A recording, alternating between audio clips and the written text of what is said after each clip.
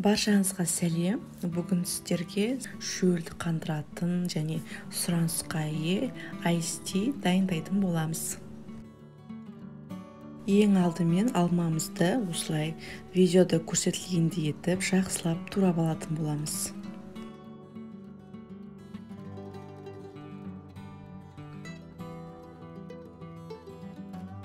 Бұдан кейін осы апельсинімізді кесіп алатын боламыз. Екі шетіндегі артығын алып тастап, қалғанын кесіп шығамыз. Одан кейін барып, лимонымыздың жарты бөлігін ғана кесетін боламыз. Біреуін алып тастап, салып жүрмеңіздер. Жарты бөлігі ғана керек. Бізге енді осы каркаде керек. Бұл магазиндерде шай сатылатын, фрукты сатылатын жерлерде сатылады. Енді 5 литр суды қайнатамыз. Менде мына жерде 5 литр су, осыны осылай борқылдап қайнатамыз. Одан кейін қайнап тұрған суға осы каркадені салып қайнатамыз. 3 минутқа қайнатамыз. Орташа отта 3 минутқа қайнататын боламыз. Мінекей қайнап болды. 3 минутта енді үстіне қант салатын боламыз. Қант салып, дәл солай орташа отта 3 минутта қайнатып алатын боламыз.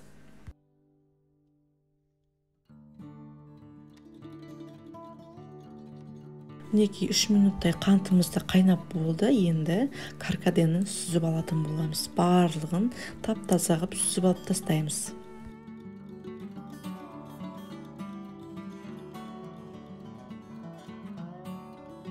Енді сразу тазалап болғаннан кейін сразу осы жемістердің барлығын салып шығатын боламыз. Бұның ешқандай минутқа қою керек емес, 1-2 минут керек емес. Жоғары отқа қоямыз, сөйтеміз де өзі бұрқылдап қайнағанша күтеміз.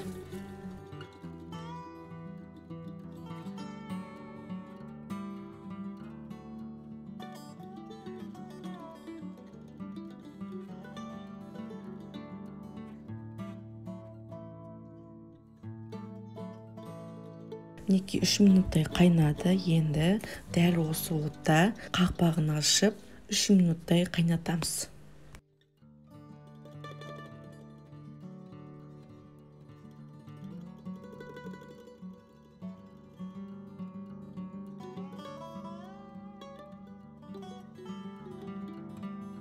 Мінекей толықтай барлығы қайнап болды. Ішіндегі жемістердің барлығын осылай сүзіп алатын боламыз.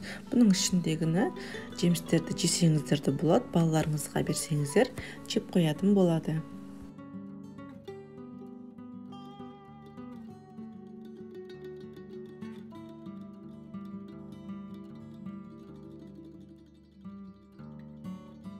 Мінекей толықтай болды. Енді оттан алып суытатын боламыз. Мінекей достар, біздің үй жағдайында жасалынған Ice Tea дайын болды. Жасап көріңіздер. Осылай суығаннан кейін баклажкаға құйып қойсаңыздар да болады. Балалар уже жарысындай ішіп қойды. Егер де видеоны соңына дейін қараған болсаңыздар, лайк басып, комментария жазып, мені қолдап кетіңіздер. Сіздермен болған Гүлайым. Қош сау болыңыздар.